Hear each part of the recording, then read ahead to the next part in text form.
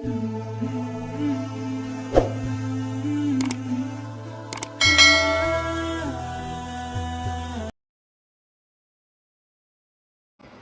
as-sabil. Musa berjalan dari Mesir ke Yordania. Yordania waktu itu masih dinamai dengan istilah Madian. Sekarang jadi Yordania. Jalan ke Madian, ke Yordania. Dan Musa tidak punya bekal sama sekali. Musa pelarian dari Mesir gara-gara nggak sengaja dorong orang mati kan? Jadi ceritanya di Mesir ada laki-laki Bani Israel bertengkar dengan laki-laki Kipti. Kipti itu Egyptian, orang asli Mesir. Waktu itu yang salah orang Kipti, sombong dan menghina laki-laki Bani Israel, mencurangi dia. Akhirnya protes nih, ribut. Datang Musa, tanya, ada apa ini? Diceritakan masalahnya. Akhirnya Musa mengingatkan laki-laki Kipti dengan cara mendorong, kamu jangan gitu, mati. Cuma digituin doang gitu, bayangin Musa. Ini jawara Mesir ya, Musa. Kalau di kita mungkin ada jawara Depok, jawara Bekasi, jawara Betawi kan ya. Ternyata jawaranya para nabi itu salah satunya Musa. Itu jawara nabi banget loh. Terkenal lah Musa secara fisiknya paling gagah, six pack. Pokoknya fisik Musa itu paling ideal aja. Sampai Bani Israel cemburu sama fisik Musa. Saking cemburunya Bani Israel kepada fisik Musa, akhirnya mereka ngejelek-jelekin Musa. Tahu nggak kenapa Musa selalu pakai bajunya tertutup? Nggak pernah pakai misalnya baju yang ketat atau cuma pakai celana doang biar nunjukin badannya bagus. Tahu nggak kenapa? Kenapa kata Bani Israel? Karena dia itu punya penyakit kulit. Difitnah Nabi Musa oleh Bani Israel. Saking Nabi Musa tertutup. Akhirnya Allah membebaskan Nabi Musa dari fitnah itu. Suatu saat Nabi Musa lagi mandi di sebuah oasis. Dia naruh bajunya di atas batu. Dia hanya mandi pakai celana. Dan itu bukan aurat bagi laki-laki. Karena badannya bukan aurat, perut bukan aurat. Dia mandi nih. Begitu selesai mandi, mau ngambil baju, ternyata batunya udah pindah. Nabi Musa ambil kayak semacam galah gitu. Dia tarik bajunya pakai galah. Pas dia mau narik bajunya pakai galah, batunya lari, membawa kabur bajumu Musa. Itu disebutin di akhir surat Al-Ahzab loh. Ini bukan dongeng, kisah Al-Quran. Walaupun kisahnya pendek, tapi ditafsirkan oleh hadis Nabi. Batunya lari tuh, bawa kabur bajunya Nabi Musa. Sehingga Nabi Musa ngejar-ngejar batu itu sambil mengatakan, hajar, thawbi, hajar, thawbi, hajar. Baju saya dibawa lari batu. Kan susah kan, baju batu, baju batu. Nabi Musa ngejar-ngejar bajunya dibawa lari sama batu. Kemana batu itu lari bawa baju Nabi Musa? Ke tempat-tempat orang Bani Israel ngumpul. Cari mana skate park. Dia ke skate park.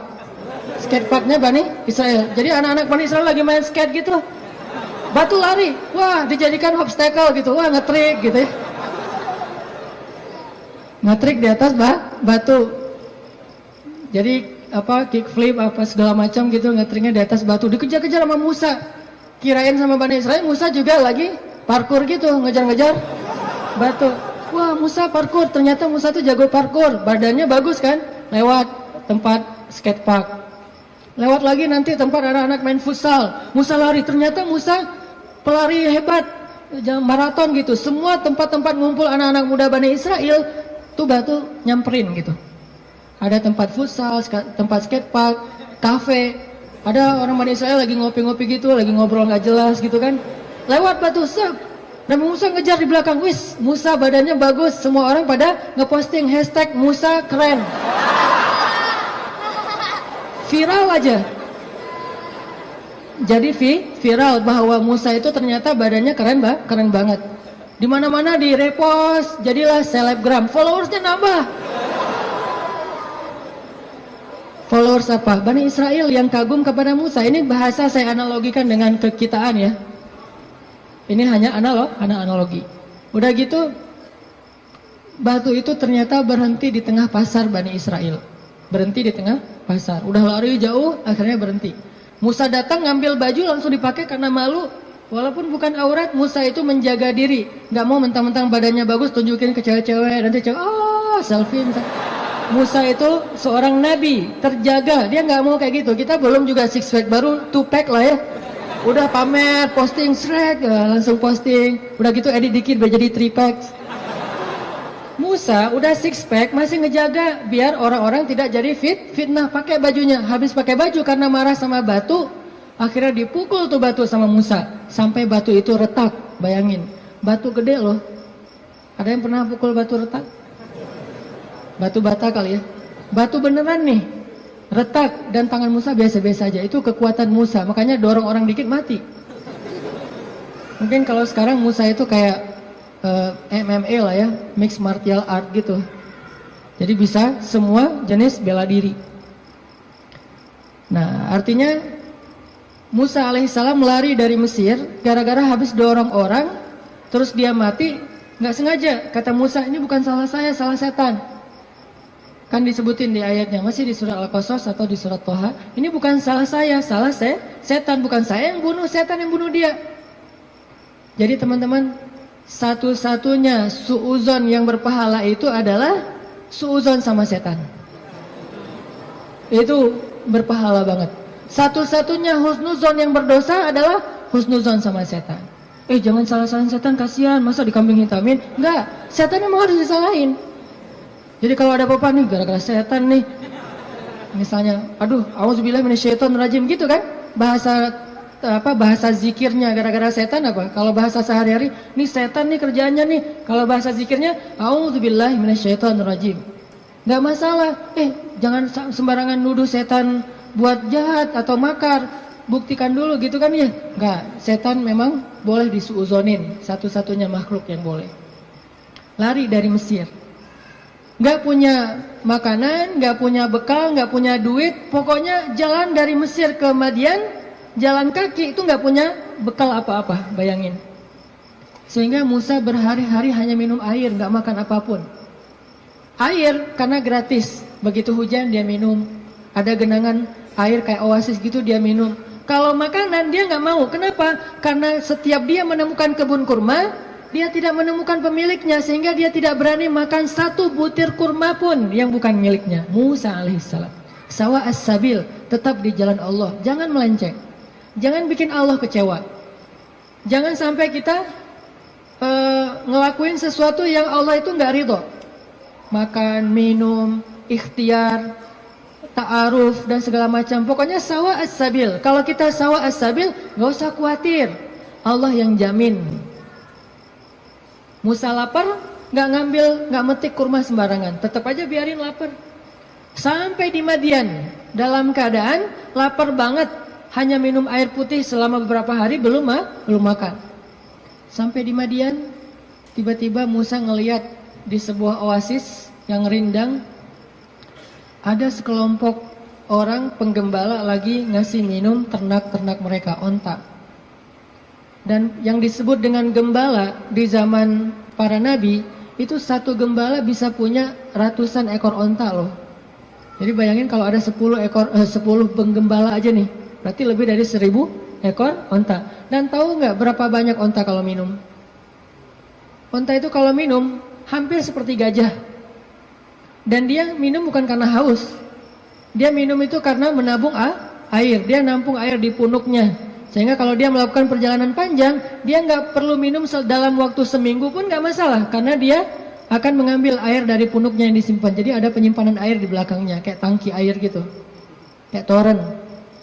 Musa punya onta itu punya toren yang disebut dengan punuk onta. Jadi kalau dia minum bukan hanya karena haus, aduh haus banget minum, udah selesai pergi, enggak, haus banget minum, udah gitu, kok masih minum, nampung dulu di toren, ditaruh di toren. Bayangin satu ekor onta punya satu toren, ada 1000.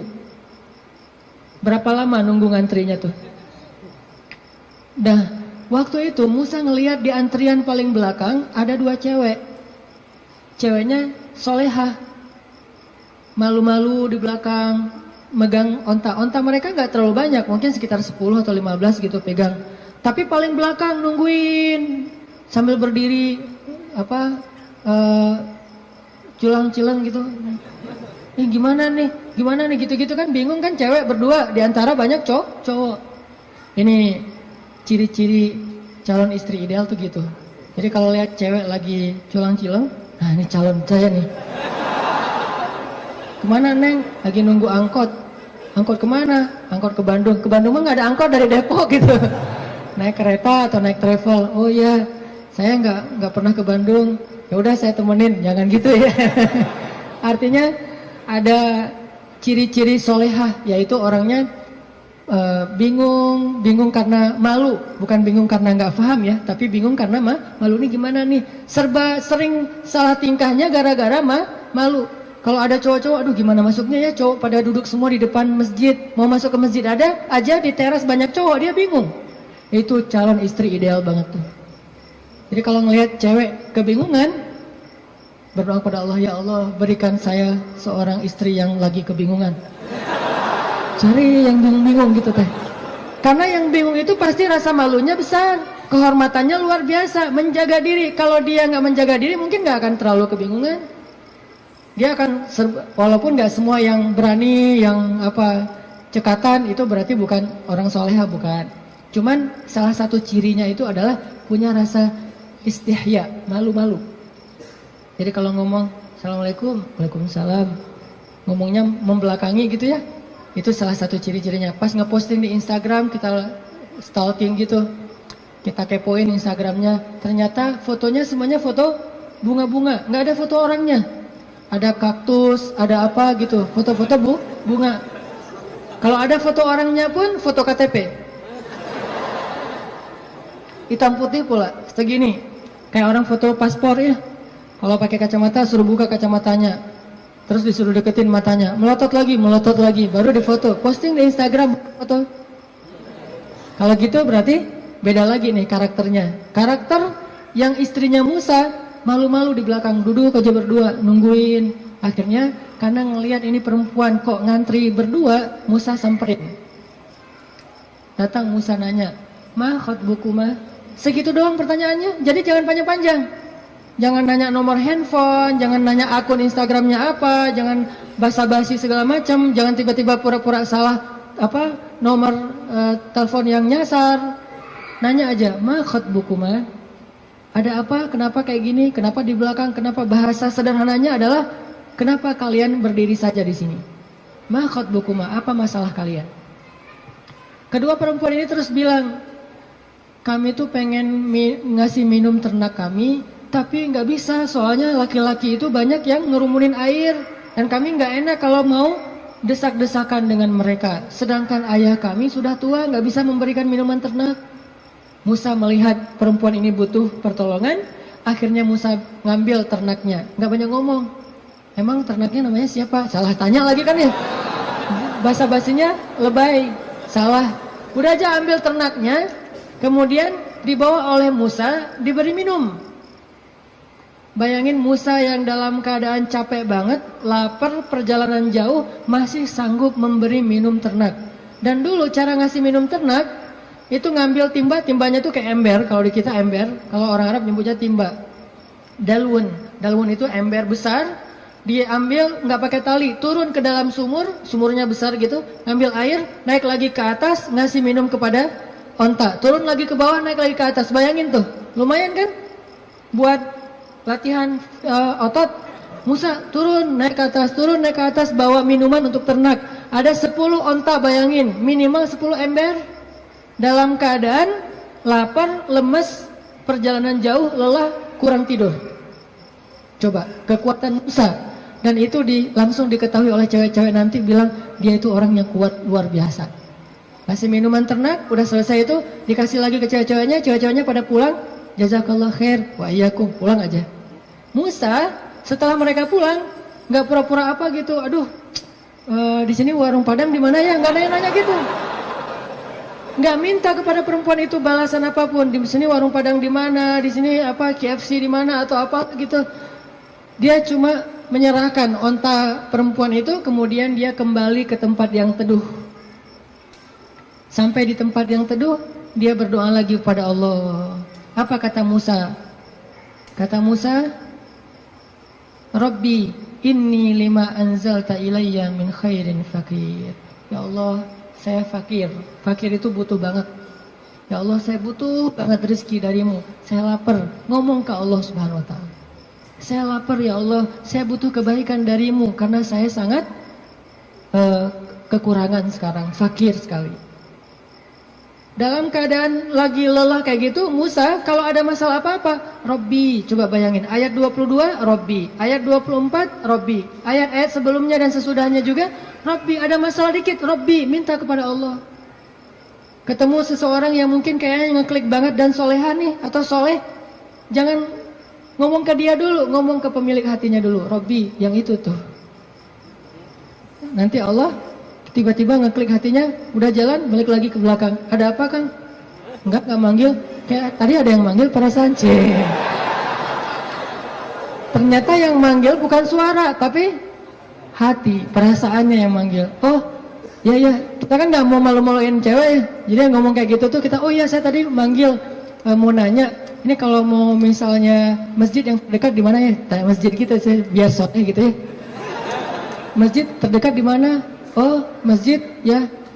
Saya pengen sholat jamaah. Saya nggak bisa sih kalau nggak sholat jamaah, orangnya gimana gitu. Mulai kan ya sholat jamaah. Oh ya ada di situ di dekat balai kota. Oh iya di situ juga banyak warung kok. Enggak, saya mah hari ini puasa. Malah hari Jumat gitu ya. Hari Jumat puasa. Jadi soleh banget lah ya intinya. Musa balik kepada tempat teduh, berdoa kepada Allah. Jadi kalau ada masalah lapar, doa. Kesasar, doa. Bingung, doa. Apapun, ilahi Robbi, itu sawa as-sabil. Kalau kita mau makan satu buah korma di sebuah kebun, mintanya kepada pemilik kebun. Pak, boleh saya minta satu butir korma? Minta kepada dia. Tapi kalau kita lapar, minta kepada Allah. Allah itu pemilik alam semesta. Bukan cuma satu kebun kurma, tetapi langit dan bumi milik Allah. Minta kepada pemiliknya, Robbi. Baru setelah itu ikhtiar kepada makhluk. Awalnya ikhtiar ke langit, baru kemudian ikhtiar di bumi. Jadi teman-teman, pesan moral pertama adalah kalau kita pengen ditolong oleh Allah, kalau kita pengen Allah kasih banyak kejutan, kalau kita pengen hidup kita itu penuh dengan kebaikan, pesan moral pertamanya adalah sawa as-sabil. Jangan keluar dari jalan Allah Subhanahu wa Ta'ala. Jalan Allah itu artinya syariat. Syariat itu dalam bahasa Arab artinya jalan hidup, the way of life, yaitu Islam. Jangan keluar dari jalan Allah. Tetap aja di situ. Pasti Allah kasih. Kalau pengen pas kita berjalan tiba-tiba ada kejutan dari langit, sawa as-sabil, tetap di situ. Jangan kecewain Allah. Jangan sampai Allah Subhanahu wa Ta'ala ngelihat kita ngeposting sesuatu yang Allah nggak suka. Bayangin kalau Allah udah unfollow, semua akan unfollow. Tiba-tiba akun kita jadi kosong, nggak ada followers. Apa arti Allah unfollow? Bara'atum minallah. Awal surat At-Taubah. Allah berlepas tangan. Berlepas tangan bahasa sosmednya unfollow. Lebih parah lagi kalau Allah sudah ngeblok. Khatamallahu ala qulubihim. Udah unfollow, diblok pula. Jadi kita japri nggak masuk, contrengnya cuma satu, udah diblok. Kita telepon, dialihkan ke nomor yang lain. Kita DM nggak masuk juga, artinya kita diblok. Request nggak di respon. Artinya jangan sampai Allah ngelihat postingan kita yang keluar dari apa yang Allah izinkan, sehingga akhirnya Allah nanti unfollow kita, ngeblok kita, menjauh dari kita, berpaling dari kita. Siapa lagi yang bisa menolong kita setelah Allah? Ini pesan moral pertama tuh, tetap sawa as-sabil. Apapun masalah kita, dalam pekerjaan, dimanapun sulit, jangan sampai kita melanggar. Jangan sampai kita pakai jalan pintas. Jodoh juga gitu, gimana pun sulit, jangan pakai jalan pintas. Rezeki, jodoh, sekolah, belajar, keluarga, teman, apapun, sakit, sawa as-sabil. Nanti Allah akan nyediain buat kita hal-hal yang kejutan. Pesan moral kedua, selama kita sawa as-sabil, terus minta sama Allah. Karena berdoa itu walaupun belum dikabulkan, tetap dia ibadah. Doa itu ibadah, teman-teman. Jadi kalau ada orang yang bilang, jangan banyak-banyak doa, malu sama Allah, mending kita beramal aja. Berarti dia nggak paham. Kalau doa itu dalam Islam, sama seperti orang sholat sunnah 2 rakaat. Makin dia banyak berdoa, makin Allah sayang sama dia. Beda dengan manusia, kalau kita banyak minta, dia jadi kewalahan, jadi malas, tebal gitu. Minta aja nih orang. Kalau dengan manusia, kita banyak minta, dia menjauh. Kalau Allah kita banyak minta, Allah mendekat. Allah senang kepada hamba yang meminta. Masalah sepele, garam kata Nabi. Mintalah kepada Allah walaupun cuma garam. Jadi lagi masak, gak ada garam. Ya Allah, garam. Minta sama Allah. Udah gitu baru beli di warung. Minta dulu. Kenapa minta kok beli di warung? Karena bisa jadi kalau kita hanya membeli garam di warung lalu kita masak, kita tidak dapat pahala doa. Sedangkan kalau kita berdoa dulu baru beli garam, kita dapat garam plus pahala doa dan Allah kasih keberkahan di dalam garam itu. Siapa tahu pas lagi datang ke warung beli garam, yang nungguin warung si Neng. Bukan emaknya ya. Mau beli garam, oh kenapa masa kurang garam ya? Tadi minta sama Allah, ya udah nih gratis aja deh gitu. Bisa. Atau bisa juga, udah besok-besok gak usah masak sendiri, biar saya masakin. Kode keras ya. Tapi gak mungkin juga kayak gitu. Artinya teman-teman, minta sama Allah. Ada masalah dikit, ya Allah. Coba, ini benar-benar jadi kayak habit kita ya. Ya Allah itu jadi habit. Ya Allah, ya Allah. Dikit-dikit, ya Allah. Dikit-dikit, ya Allah. Dan Allah tuh senang banget digituin. Nggak repot sama sekali. Walaupun Allah itu sibuk, tapi Allah nggak repot. Kulla yawmin huwa fi sya'n, fabi'ayyi ala'i rabbikuma tukadziban. Setiap hari Allah itu sibuk. Arti sibuk, sibuk memberikan apa yang diminta oleh hamba-hambanya. Sibuk mengurus hambanya. Emang Allah senang kok ngurus kita. Jadi kalau kita minta ke Allah itu Allah kayak, ada apa hambaku senang gitu. Bayangin. Walaupun gak tepat, tapi Allah lebih senang. Walaupun analogi ini gak tepat, tapi kurang lebih bisa kita bayangin. Allah itu lebih senang kepada hambanya yang meminta kepadanya daripada seorang pelayan di sebuah restoran, di sebuah kafe, yang ketika kita minta sesuatu dia tersenyum, dia ada apa Pak, langsung nyatet, langsung dikirim ordernya. Allah lebih senang dari itu. Dan salah satu di antara Nabi yang paling suka berdoa kepada Allah itu siapa teman-teman? Nabi Ibrahim. Allah menyebutkan Ibrahim itu, Inna Ibrahim la'awwahun halim. Awwahun. Awwah itu bukan awah ya. Awah itu beda ya. Kalau awah justru enggak. Kalau awah mau. Awwahun artinya da'a, suka berdoa. Ibrahim itu ada masalah dikit, ya Rabbi, doa. Makanya Allah banyak ngasih kejutan buat Ibrahim. Dengan istri pertamanya Sarah, dengan istri keduanya Hajar, dengan anak pertamanya Ismail, dengan anak keduanya Ishak, dengan cucunya Yakub, dengan cicitnya Yusuf. Banyak Allah kasih kejutan buat Ibrahim. Kenapa? Karena Ibrahim sawa as-sabil dan da'a, selalu berada di jalan Allah dan selalu minta sama Allah. Allah itu cemburu kalau kita minta kepada makhluk duluan sebelum Allah. Cemburu kalau kita nyebut nama makhluk duluan sebelum Allah. Cemburu kalau kita berterima kasih kepada makhluk duluan sebelum bersyukur kepada Allah. Allah itu cemburu dan Allah layak untuk cemburu. Sehingga kalau kita minta ke Allah duluan, Allah senang banget. Ya Allah, saya lagi kayak gini, sebutin, baru ikhtiar. Jadi sehari-hari itu jadikan habit kita itu da'a, dikit-dikit Rabbi, Ilahi, Ya Allah, Ya Tuhanku, gitu. Sehingga Musa pas lagi perjalanan dari Mesir ke Madian, Rabbi, asa ayyahdiyani sawa as-sabil, beri saya jalan yang lurus. Pas sampai di Madian, Rabbi, ini bima anzaltani min khairin faqir. Ya Allah, saya butuh sekali rezeki, saya udah lapar, udah berhari-hari gak makan. Tiba-tiba datanglah kejutan yang ditunggu-tunggu Musa. Salah satu dari dua cewek tadi yang ngasih minuman ternak, datang lagi nih. Datangnya gimana? Disebut di ayat 25. Faja'athu ihdahuma tamshi 'ala istihya. Datanglah salah satu dari dua perempuan itu berjalan dalam keadaan malu-malu. Tadi tuh. Sampai dalam Islam ada kode. Kalau cewek ditanya pendapatnya setuju apa enggak dilamar oleh seorang perempuan, maka jawaban iyanya seorang perempuan itu adalah diam. Sedangkan laki-laki kalau diam berarti enggak. Kalau perempuan kalau diam berarti ya. Kalau dia, oh berarti itu ya, husnuzon aja. Jadi kalau nanya, Neng gimana mau sama saya? Dia belum sempat mikir, oh berarti mau ya. Kan diam tadi teh. Jadi diam seorang perempuan kata Nabi adalah ridho.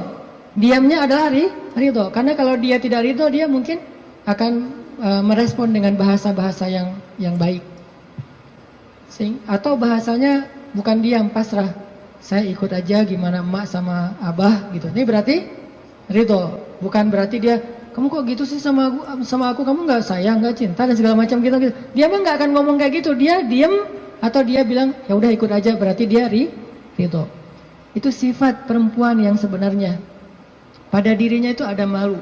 Dan malu, by the way teman-teman, pada diri perempuan adalah mahkota.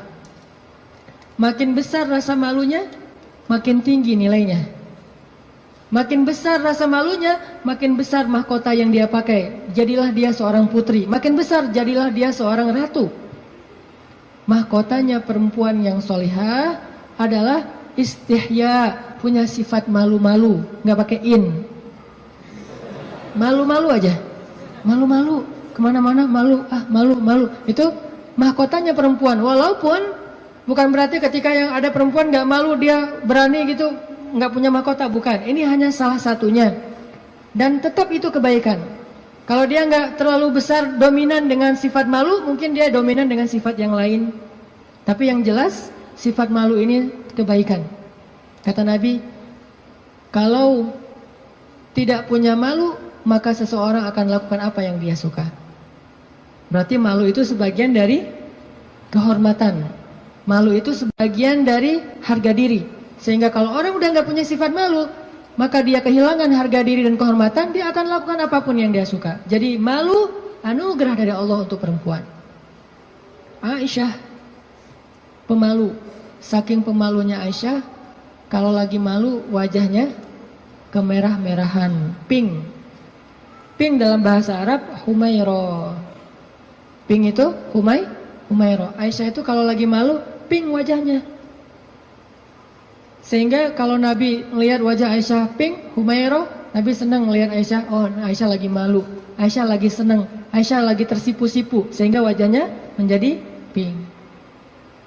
Aisyah itu seorang perempuan yang sangat pemalu, sama dengan Maryam, sama dengan Khadijah, sama dengan Fatimah, perempuan yang sangat pemalu.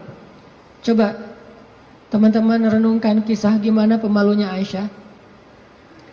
Pernah ketika Rasulullah SAW sudah wafat, kan Rasulullah itu dimakamkan di dalam rumah Aisyah. Soalnya SOP para nabi, mereka dimakamkan di tempat mereka wafat, nggak boleh dipindahkan. Itu udah jadi SOP-nya para nabi itu. Jadi kalau meninggalnya di sini, ya udah di sini dimakamin, nggak boleh ke pemakaman khusus tempat lain atau pemakaman umum, nggak boleh. Jadi karena Rasulullah wafatnya di atas pangkuan Aisyah di kamarnya, maka kamar itu jadi tempat Rasulullah dimakamkan, makam di situ, dibuat kayak ruangan. Setiap hari Aisyah duduk di situ, dia buka hijabnya, dia duduk di makam Nabi sambil mungkin dia di situ ngobrol, mungkin dia berzikir, bukan sengaja zikir di dalam makam ya, tetapi dia kangen sama Nabi, duduk di sebelah Nabi, seolah-olah dia pengen mengenang waktu dulu sering zikir berdua sama Nabi sambil Nabi tidur di atas pangkuan Aisyah zikir. Bayangin. Kalau kita zikir jomblo itu duduk, beda ya zikir jomblo sama zikir orang udah nikah. Kalau jomblo zikirnya duduk, tiba-tiba ngeblak ke belakang gitu ya. Kalau udah nikah, zikirnya nggak perlu ngeblak ke belakang, zikirnya sambil berbaring di atas pangkuan kekasihnya. Atau kadang-kadang zikirnya sambil bersandar, jadi punggung dengan punggung, satu menghadap ke utara, satu menghadap ke selatan. Sama-sama memberikan punggungnya jadi kayak kursi gitu, bersandar kepada kekasihnya, zikir. Nanti pas sudah beberapa menit lihat, wah kamu 1000, saya baru 200. ngapain aja kamu kok 200 ngaweleng gitu ya, mikirin kamu, jadi zikirnya 200. Berarti yang zikirnya 1000 kamu mikirin apa? Saya ingat Allah. Lah kamu kenapa 200? Saya ingat kamu. Romantis dalam zikir. Artinya Aisyah tuh teringat masa-masa zikir dengan Rasul, sholat sunnah bareng dengan Rasul. Kan saya sering cerita tuh, Rasulullah kalau malam tahajud, beliau sholat tahajud sendiri dulu, nggak ngebangunin Aisyah. Kenapa? Karena tahajud Nabi itu di atas standar manusia biasa. Kalau ngebangunin Aisyah, kasihan, nggak akan kuat Aisyah. Ini sayangnya Nabi kepada Aisyah, sampai dalam bab ibadah aja diringankan, selama tidak melanggar syariat. Nabi nggak mau ngeberatin Aisyah sholat tahajud bareng dengan Nabi.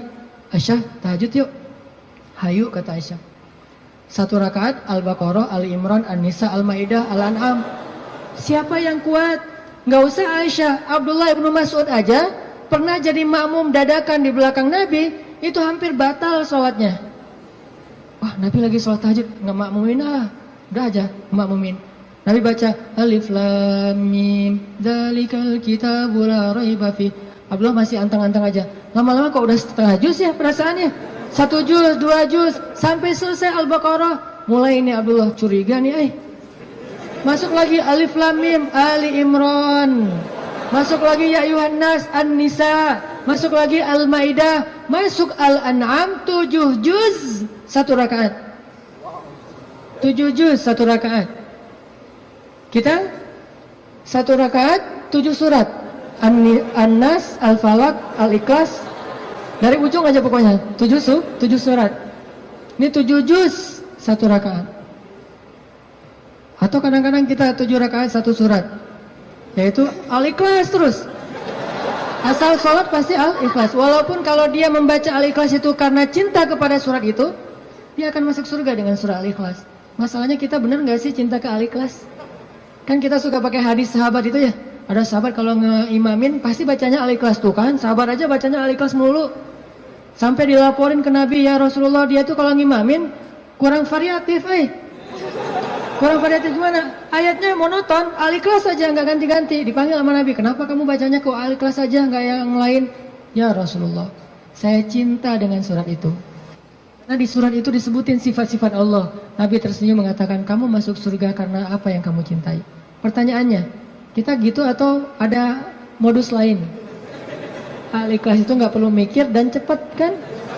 Jadi bukan karena cinta banget dengan Al-Ikhlas. Ini harus jujur nih. Nabi sholat tahajud.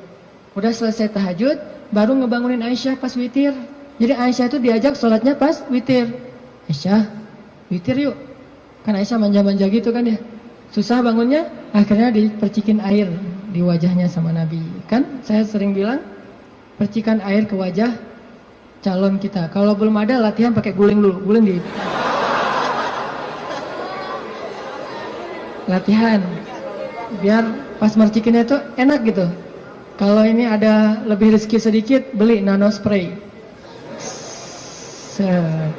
Kan enak tuh malam-malam nano sprayan. Jadi masuk ke pori-pori langsung segar gitu. Nah, artinya Rasulullah memercikan air ke wajah Aisyah. Ayo Aisyah tahajud. Akhirnya witir bareng. Setelah selesai witir, kan Nabi itu kalau sholat tahajud itu ini ada tutorial tahajud ala Rasulullah ya. Kan tahajud bebas sebetulnya, tapi Rasulullah juga punya style sendiri tahajudnya. Sahabat-sahabat masing-masing punya style. Ada tahajud di atas atap. Siapa itu? Bilal. Bilal kalau tahajud pasti di atas atap rumah. Umar kalau tahajud pasti depan rumah. Bukan di dalam rumah, di depan. Dia keluar dari rumahnya, tahajud di depan rumah. Bacanya kenceng-kenceng. Bismillahirrahmanirrahim. Satu Madinah bangun gara-gara suara Umar. Kalau Abu Bakar tahajudnya di musolanya sendiri, khusyuk sendiri, nggak mau ketahuan orang. Ini gayanya beda-beda. Gue dengan gaya gue gitu ya. Umar di depan rumah, Bilal di atas atap, Abu Bakar sendiri di dalam mihrab. Rasulullah juga punya style. Style tahajud Nabi gimana? Beliau tidur, tahajud, witir, tidur, subuh. Jadi sebelum subuh beliau tidur dulu. Cuman tidur yang keduanya Nabi bersandar biasanya. Kalau nggak bersandar di tiang, di dinding, bersandar kepada Aisyah. Itu tahajud ala Rasulullah. Nggak mungkin kita ngikutin sunnah ini kalau belum banyak sunnah yang kita nggak bisa ngikutin kalau belum nikah, teman-teman.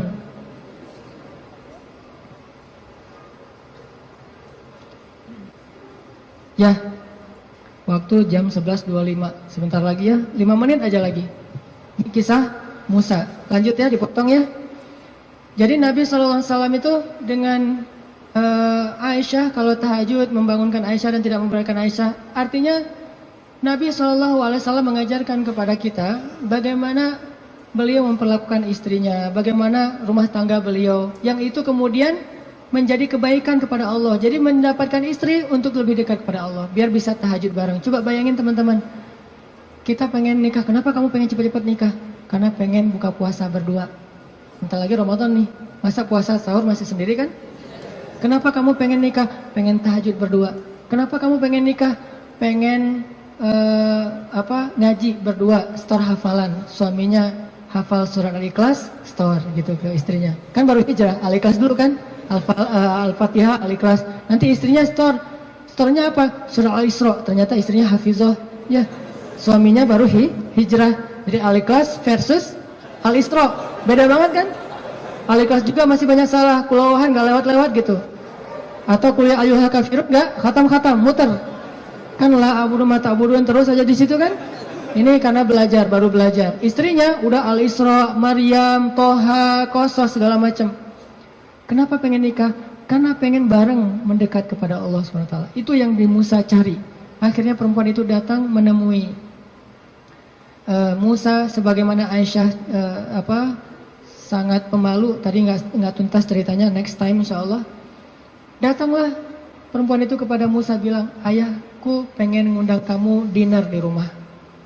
Itu bahasa kita mah, di dinner atau lunch lah di rumah, makan siang gitu. Kayaknya sih dinner, udah sore soalnya, makan malam di rumah. Oh iya, jalan nih. Tahu gimana cara jalannya? Musa di depan, cewek itu di belakang. Nggak dibalik, cewek di depan, Musa di belakang. Nggak. Etika jalan laki-laki perempuan yang belum muhrim, perempuan di belakang, laki-laki di depan.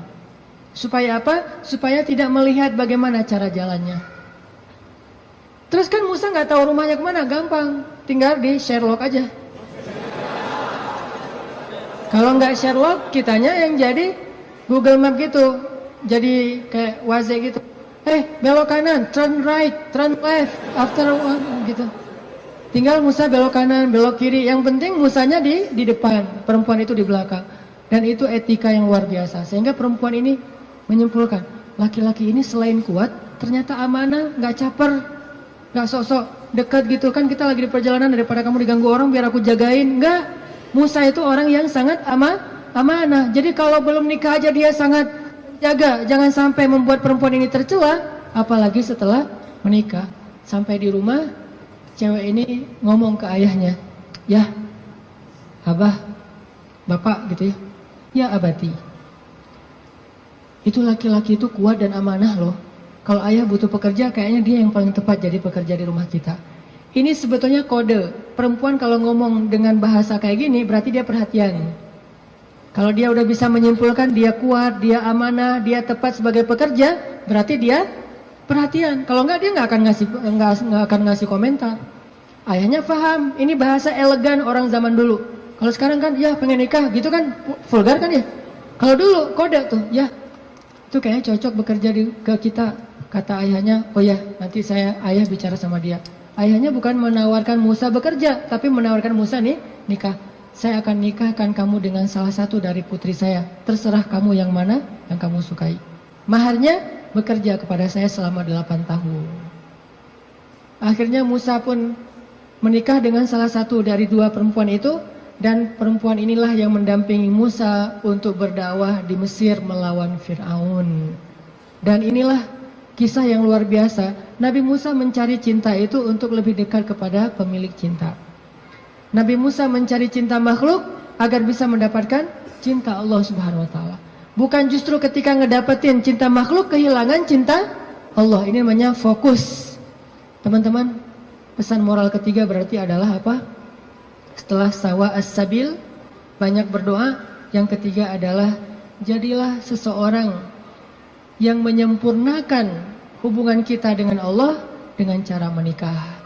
Itu maksud Nabi, setengah dari agama itu adalah setelah kita menikah, kita sempurnakan. Gimana sempurna? Tadi itu, tilawah sendiri jadi tilawah berdua, buka puasa sendiri jadi buka puasa berdua, tahajud sendiri jadi tahajud berdua. Bahkan ada ibadah yang kita bisa dapetin setelah menikah yang nggak mungkin didapetin kalau orang belum menikah. Ibadahnya simple. Ngapain? Goler, tidur di atas sofa sambil ngelihat istri kita rempong lalu lalang, itu pahala. Jadi gini aja, itu sholat sunnah loh. Kalau yang belum nikah hanya bisa mendapatkan pahala itu dengan cara berwudu, sholat sunnah 2 rakaat. Yang udah nikah nggak perlu berwudu, nggak perlu sholat sunnah pun tetap dapat pahala sholat sunnah. Dengan cara apa? Pandangan suami kepada istrinya yang penuh kasih sayang, bagi dia adalah pahala ibadah. Ini cuma ngelihat doang ibadah, tersenyum ibadah, kecup di keningnya. Bayangin, Nabi itu habis berwudu mengecup Aisyah. Bisakah kita melakukan itu kalau belum menikah? Ngecup apa? Habis wudu, cium Aisyah ke masjid. Wudu, cium Aisyah. Ini salah satu dalil dari mazhab yang mengatakan sentuhan suami istri tidak membatalkan wudu. Walaupun nanti ada dalil yang mazhab yang lain, Allahu a'lam. Ini mazhab. Tapi Nabi beberapa kali habis berwudu kecup Aisyah ke masjid. Wudu kecup Aisyah. Jadi kalau udah Nabi wudu, Aisyah udah siap-siap tuh. Para istri, kalau suaminya lagi berwudu, maka siap-siaplah kalian, karena sebentar lagi dia akan ke masjid dan lupa mengecup gitu. Biasanya kalau habis wudu Nabi itu ngecup istrinya, dikecup di keningnya atau di pipinya ke masjid, kecup kening pipi ke masjid. Itu sunnah pahala yang tidak didapatkan kecuali dengan menikah. Setengah dari agama itu ada di dalam pernikahan, sisanya ada dalam status jomblo. Setengah-setengah lah ya. Jadi kalau mau utuh, pernah mengalami masa jomblo yang berat gitu, derita jomblo kifarat dosa kan ya. Setelah itu nanti mendapatkan setengahnya lagi setelah saya terima nikahnya Fulanah binti Fulan dan seterusnya. Itu teman-teman, maaf nggak tuntas cerita musanya. Insya Allah nanti dilanjutkan di kesempatan yang lain, bisa lewat streaming mungkin atau dalam kesempatan-kesempatan yang lainnya. Barakallah. Assalamualaikum warahmatullahi wabarakatuh.